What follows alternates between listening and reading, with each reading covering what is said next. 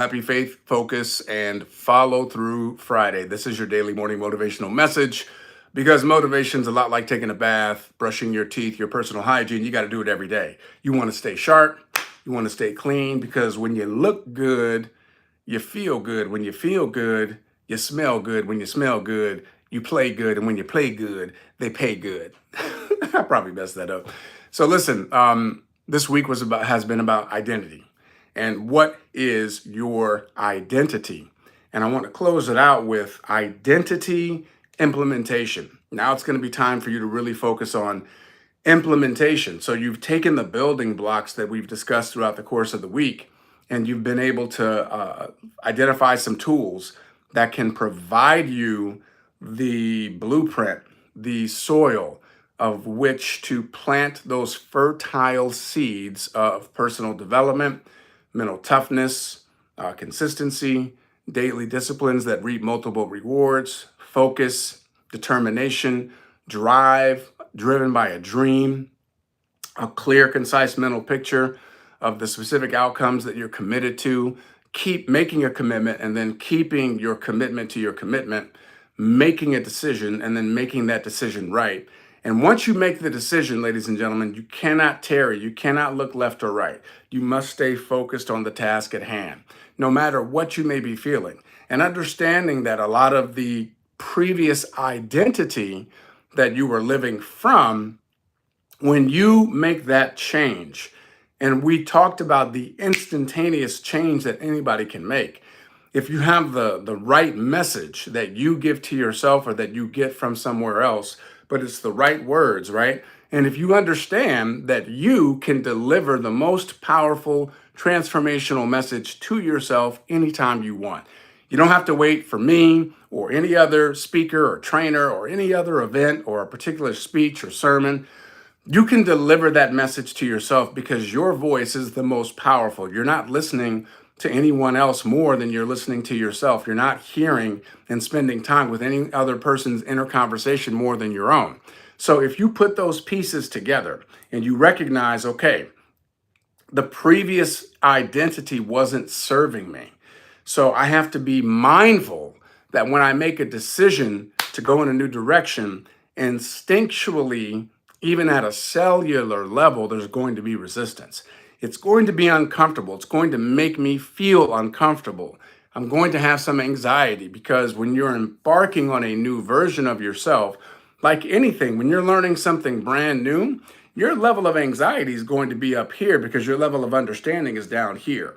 And as you continue to cultivate this new identity, cultivate your understanding, feed your mind, reading the books, listening to the empowering audios, and you're doing it day in and day out, consistently engaging in that ever greater vision of yourself and the life and the goals and the dreams that you're committed to, as you keep developing that and taking actions, remember, daily disciplines reap multiple rewards. So your actions have to be in 100% alignment with this new identity. And as you continue to do that day in, day out, your understanding comes up, your anxiety comes down because you're training. See, you can either train or complain.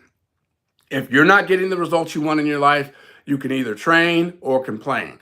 I suggest that you train. That's why we do these calls. That's why you guys are hopping on. I do appreciate it, by the way. You guys have been sharing these messages. You've been helping to spread it. I do appreciate it. Let's keep it going. But understand that that's going to be a part of the process. But the implementation is the key. Identity implementation. So now that I've cultivated this new identity for myself, because I am the author, I am the writer, producer, director, and star of my life story. It's going to be blockbuster, not lackluster.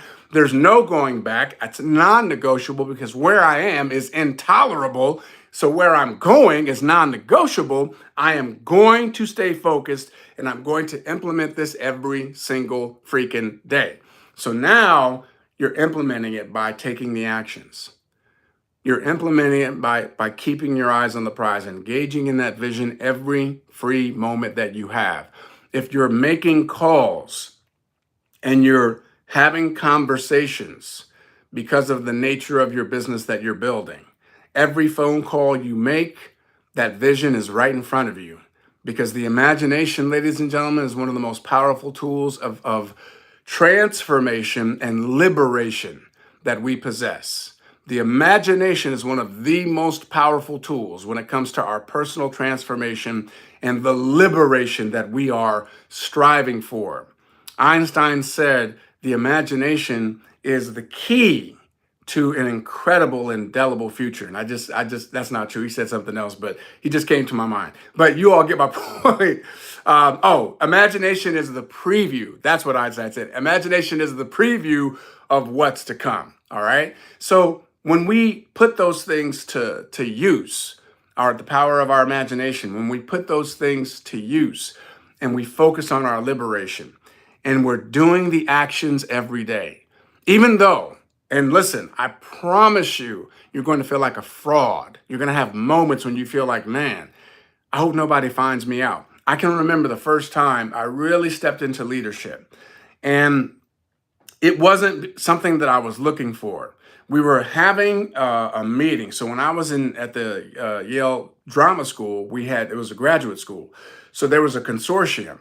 So all of the graduate schools would come together to have meetings. And it was called the Yale Graduate Network. So you have the law school, the div school, the business school, the drama school, the nursing school, the medical school, etc. And we would have these meetings. And so someone said, hey, we need a new chairman of the Yale Graduate Network. And for whatever reason, two people said, Ed, would you be willing to do that? And I said, yes. I just said yes instinctively because a core part of my identity. Now watch this. There are parts of your core identity that are always going to be there, right? They're always going to serve a higher purpose and calling in your life. So one of my core questions in my identity has always been, how can I help? How can I serve? How can I help? How can I serve? How can I help? How can I serve? So when someone asks me that question, my instinct is always going to be yes. So I said yes. Now, I'd never served as a chairman of a graduate network. I'd never taken on that level of responsibility. And I knew I was going to have to speak in front of this consortium throughout the course of the year. And it made me extremely uncomfortable. But it was a new identity that took place in an instant. And I remember thinking to myself, what the hell are these people doing? Like, what? Why are you asking me, nominating me? Why the hell did I say yes? And I just felt really uncomfortable. But you know what happened?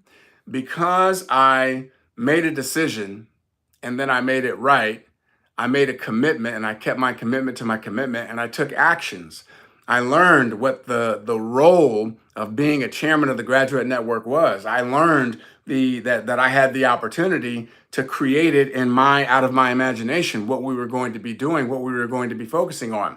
So when we had the cleanup day, I created a community cleanup day. So we literally had these brilliant, students from the medical school, the law school, the div school, drama school. We all came together and we went out into the community of New Haven, Connecticut, and we had a cleanup day where we were able to interface with the people in the community because they were like, what are y'all doing?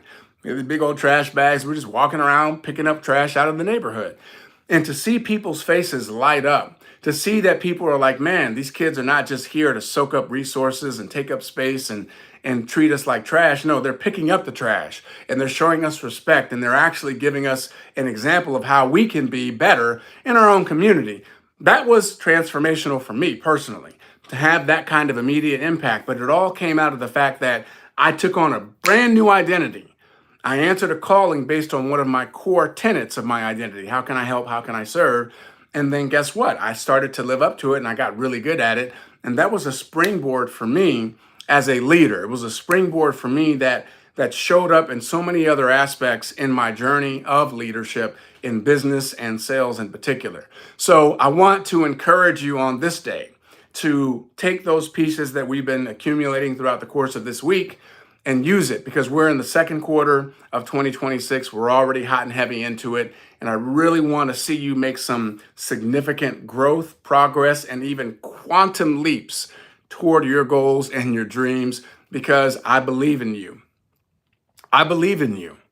And I know what you're capable of. I know you're leaving a lot of meat on the bone. You're leaving a lot of money on the table. And it's time for you to level up. It's time for you to answer the calling on your life. It is your season. It is your turn. It is your time. Implement your new identity. If you got some value out of this, please like and subscribe. And I would invite you to please pass this message on. Share it with some other people that you can bless, because it is a blessing to be a blessing. Have a phenomenal weekend. We'll see you Monday.